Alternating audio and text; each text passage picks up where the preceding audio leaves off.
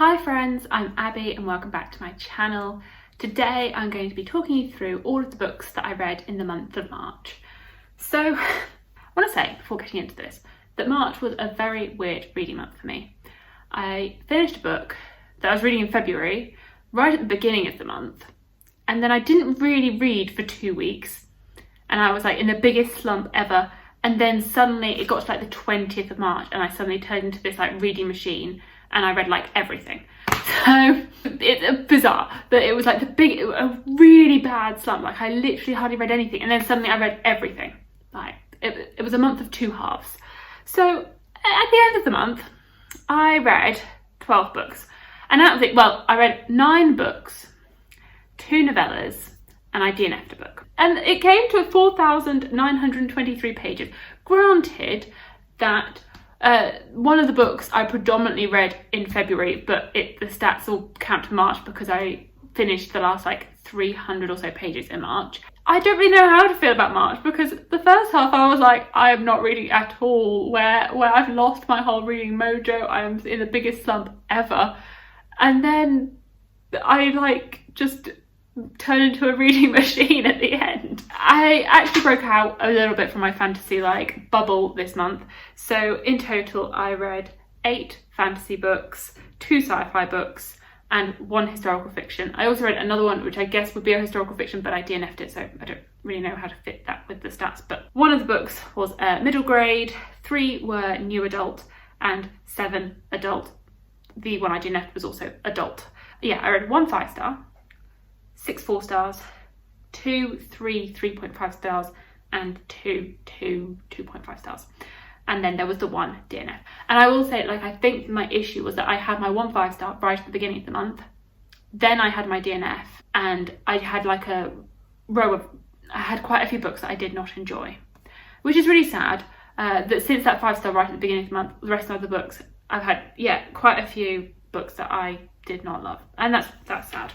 There were a few 4 stars, but like didn't really have like that super strong connection to a book. Like I had such a great reading month in February with really high quality books, and my March was not so high quality. So starting off with the book that was like, maybe it was my downfall because since reading it, it put me into the massive slump because of how good it was, and that was The Way of Kings. This one I started in February and finished in March, and I have a whole reading vlog of this which is up, and if you have seen that or not seen that, but like I loved it. I really, really loved reading this book. I had such a great time experiencing this world. I have read quite a few Brandon Sanderson books, but The Cosmo was my like next step, and I really liked going in having already, not The Cosmo, like The Saw My Archive was my next step, and I really liked going in having already read Mistborn Era 1, Elantris and Warbreaker. Like I felt like I had a really good grounding block of the Cosmere, so that when I went into this I could start spotting Easter eggs and seeing things. I loved having like discussions on different discords with people that have read the series and people that know the different like points that you can see, and so I loved having like that extra level of understanding that there was the story going on within this and the characters here, but also being able to see the links. Like I just had so much fun with that. My favourite characters are Kaladin and Shalon. Currently, after reading this, I am really hoping, and I believe they are reprinting the hardback for Words of Radiance and Oathbringer, because I refuse to buy the paperback because I've got this in hardback and I've got Rhythm of War in hardback, and I can't have paperbacks in the middle. No.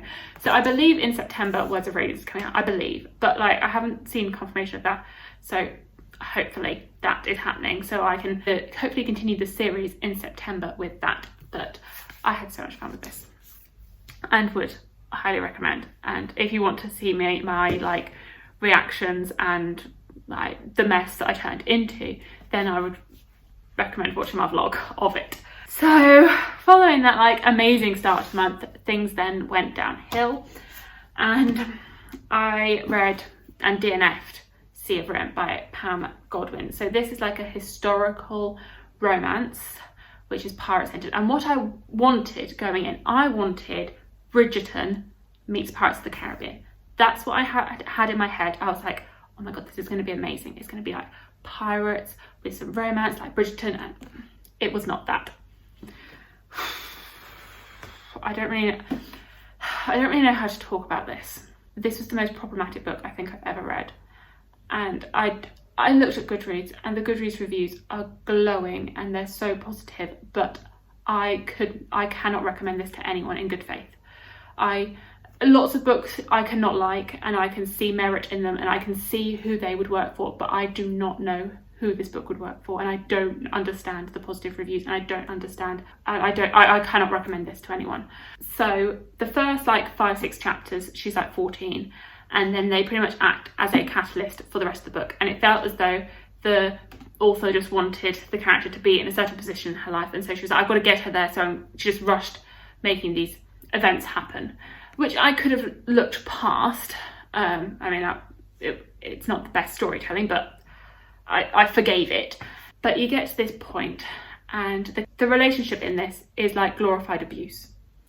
It glorifies rape, it glorifies abuse, it glorifies maltreatment of women, it glorifies people being able to forget about their abuse and forget about and have no traumatic experiences from it. No, they don't have any PTSD, they don't have any qualms, and I don't know how you can glorify a love interest.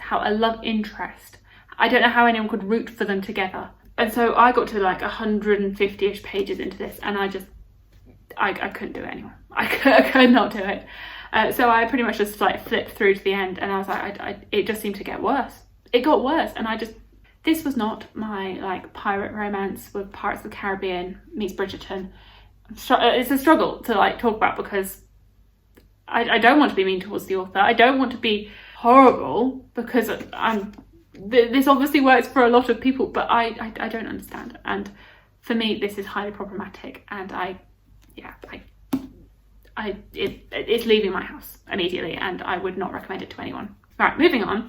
I then read Winter's Orbit by Everina Maxwell, and this is a sci-fi standalone following two characters, Kiem and Jinan, and this is like my start of sci-fi. I have a deep dive into sci-fi vlog coming, so I will have like more detailed thoughts on a few of these books coming up. It's not up yet because I haven't finished reading the books yet, so this I do talk about in that vlog, which is coming. So I really enjoyed this. I think I gave this 4 stars. I really liked the character dynamics, and I would say that if you genuinely read contemporary books, then this is probably a really good step in if you want to get into sci-fi, because it reads like a contemporary. The two main characters, their relationship, that dynamic, and the way that their relationship progresses, I loved it. I really loved them as protagonists, and you're following both. You have both their perspectives, which I just loved that. I will say, if you have any trigger warnings for emotional and physical abuse in relationships, then trigger warnings for that. It is not in the present of this story, it is in the past, so be aware for that. And I found that it was handled really, really well. But yeah, I just loved them as characters. Like, if you really enjoy like the one bed trope, then that's in here. And but I would say that the actual sci-fi and the mystery, the plot is a bit weak. So that's where it was let down a little bit, because you are following them. Their marriage has been like arranged after the death of one of them's their first husband, and so there is like this element of mystery as to who killed the original husband and like what's gone on there. That it was a little bit weak. I will say that I really like that this is a queer norm society, so like you could be with whoever, whatever gender. Like there wasn't really no one really like looked down or looked up on. It was just like that was society. People could be with whoever they want, and I really like that aspect of this. And I believe that is Own Voices, because the author is queer. I then reread Fire Study by Maria V. Snyder, and this I have been buddy reading with Vish from Books with V and our friend Sam, and we've been having a really good time with this. We've been rereading the whole series, so the series is going to continue to appear in every monthly wrap-up, but I've now finished my reread. So the next book in this series, Stormglass, which is like a spin-off with a different character, is completely new to me, and I have not read it, and so it's going to be nice to like move away from the story that I know into the new story. But yes, I really enjoyed this. I don't think it was quite as strong as the first 2 books.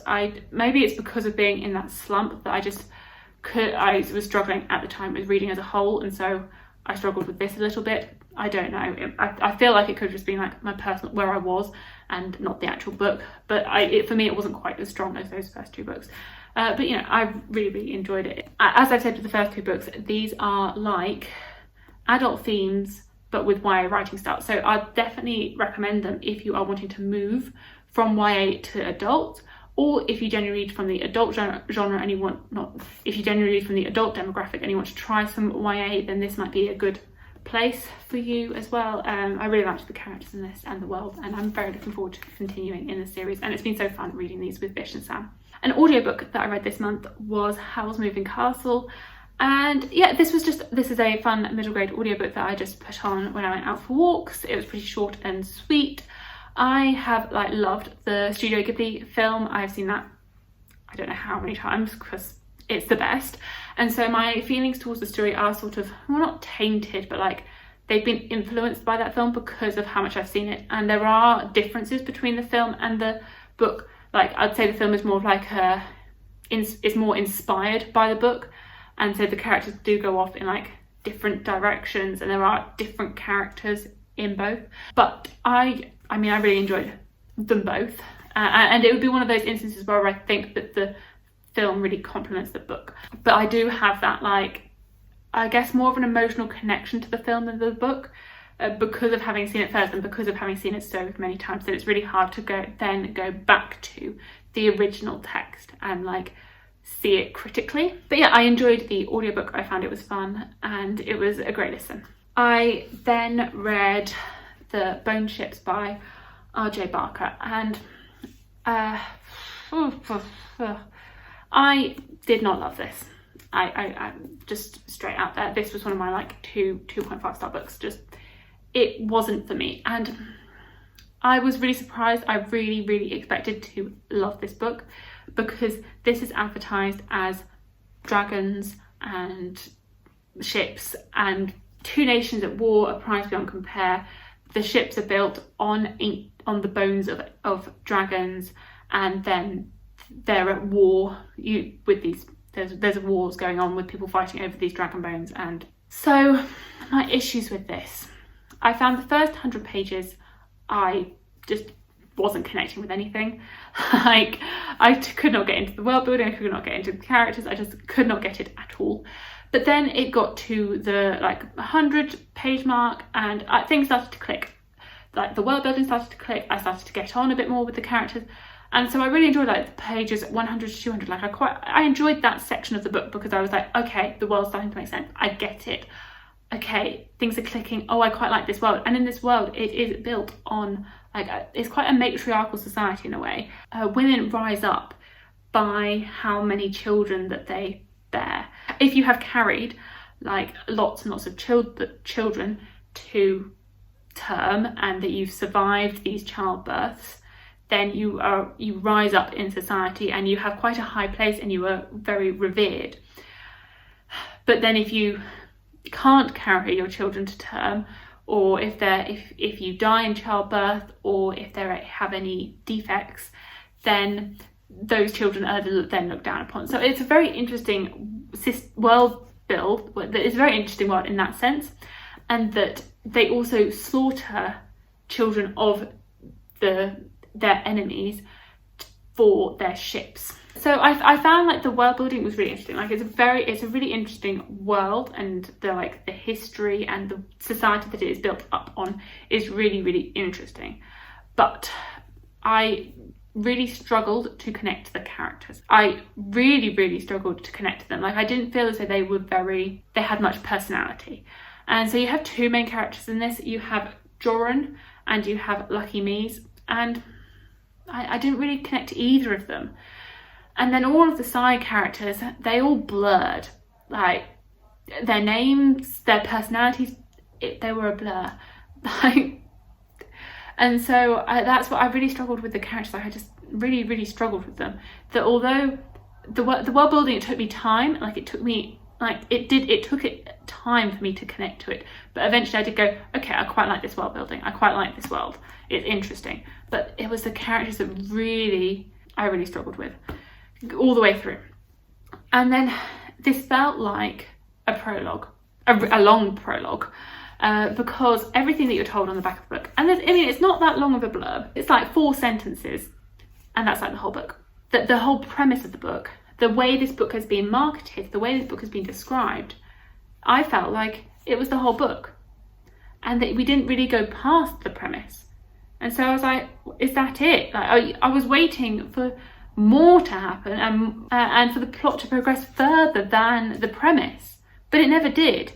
And so I was like, I don't know. And again, another book where you were told that there are dragons, and there's not really that many dragons. And I guess some of it is my fault, that I wasn't aware that these dragons weren't like fire-breathing dragons, these were like water dragons.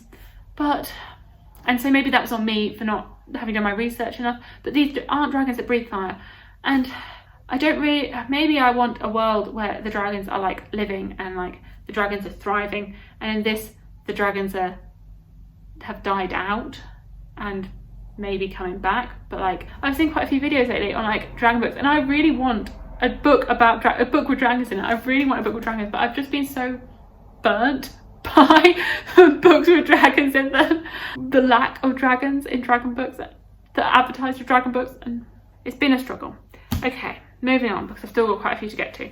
So I then decided that I was going to read some novellas, because I have not really seen this tip in like how to get out of reading slumps, but I would strongly advise, if you are in a reading slump, to read a novella, because it makes you feel so accomplished. And you're like, I've read so much. Look at all the books that I've read. Because you've been reading novellas. And novellas can be like 100 pages. You can read them in a sitting. Oh, it's so satisfying. So there's my tip. If you're in a slump, try a novella. Try something super short. Just ignite that passion again. And so I read A Dead Djinn in Cairo and The Haunting of Tramcar 015 by P. Jellycart, and I really, really enjoyed these. I really, really enjoyed these. Like, novellas aren't really my thing. Like, I don't really read them that often, but these really worked for me, and I'm really excited for the first novel in this series, which is coming out later on this year. So I really, really enjoyed these. I think there's something that I really like about the Cairo Middle Eastern setting. Like, I think I've always really liked Egypt and like that mythology. So having that in book format, like, I just really connect to it and I really like it. Like, I really love exploring that mythology, that setting, that culture. Like, love it. It really had it was a reminiscent of the David Bad trilogy, which I love to pieces, and like the mythology that's in that. So I really love seeing that mythology again in literature. I will say that it is quite short. Like, it's a novella, it's the nature of it. And the first one, A Dead Djinn in Cairo, is like 40-50 pages, and this Tramcar one is like 140 pages. So the first one in particular, I was like, I just want it to be expanded a little bit. But that's the nature of a novella. It's not. I just would have liked a little bit more world building, but that's just a personal preference, and you don't get that in a novella. So, I mean, I gave both of these 4 stars. I really liked the characters. I'm looking forward to seeing some of them in the full-length novel. I believe the main protagonist from A Dead Djinn in Cairo is the main protagonist for the full-length novel. So I'm really excited to see that. She is like this, I don't know, queer female character that dresses in men's suits and solves crimes, magical crimes. So it really works for me. I'm just really looking forward to seeing that she works for this agency which solves magical crimes, where the world is filled with jinn and ifrits and all those magical beings. Love it. So those really, really like sparked me back into reading, and they were really helpful for me. So I would strongly recommend both those novellas, or novellas as a whole. So, and another books that were really helpful with getting me back into the reading mojo was The Bridge Kingdom and The Traitor Queen, both by Danielle L. Jensen.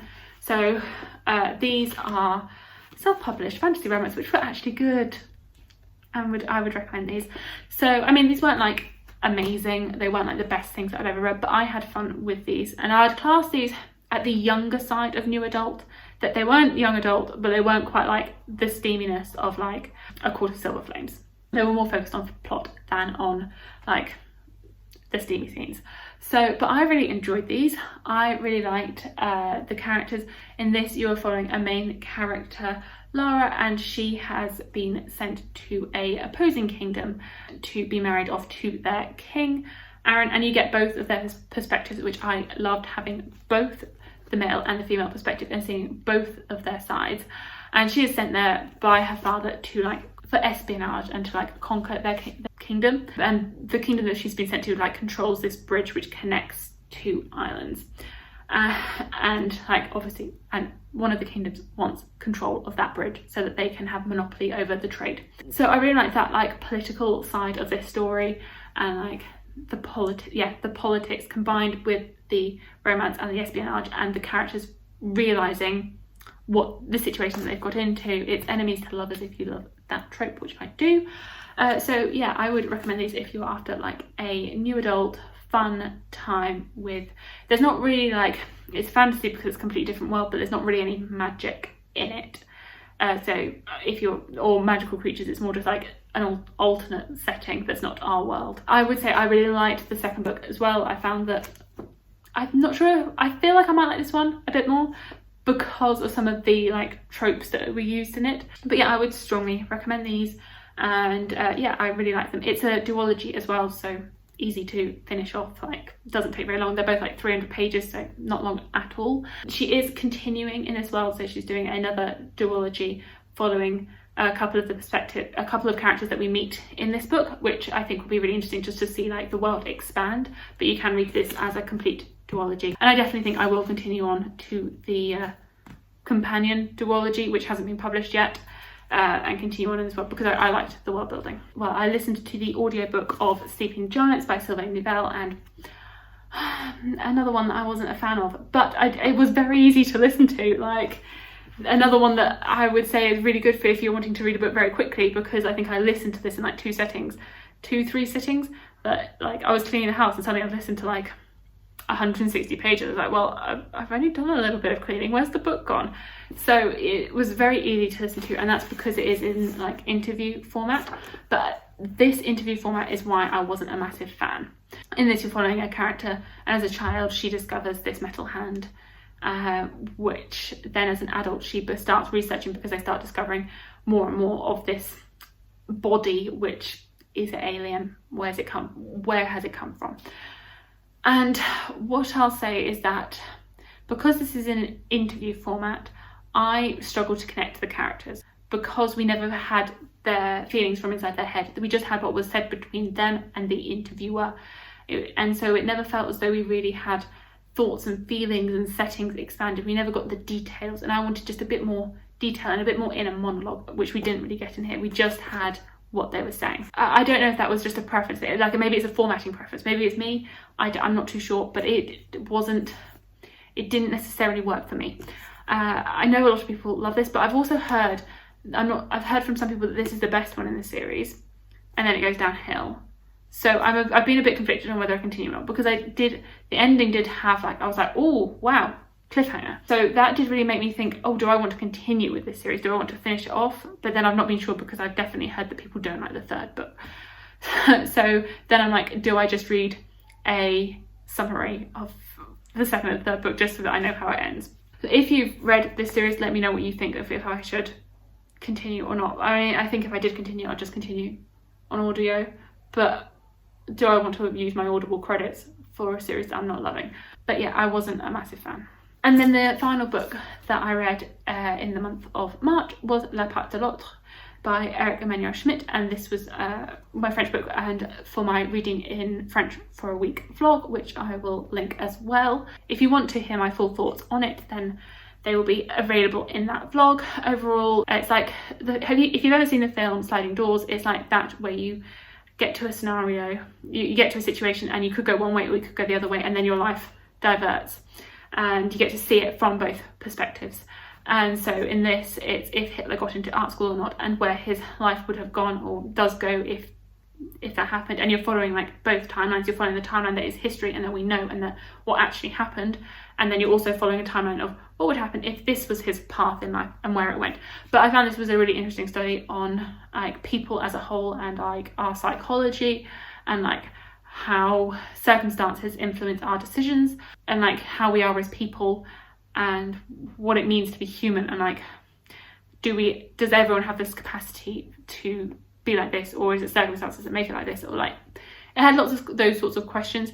I found it interesting to explore like some of the areas of I don't read historical fiction that often, so I found it really interesting to like go through the history of the time and like see different parts that I'd studied in school and like see them explored a little bit more. It was interesting taking like that personal approach. I'm not sure I really wanted to be in Hitler's head. I don't think I want to be in Hitler's head again, but it was a really interesting experience. So I don't believe there is an English translation for this, but if you speak French, and I believe this has been translated into quite a few other languages, so you could look into it if this sounds interesting to you.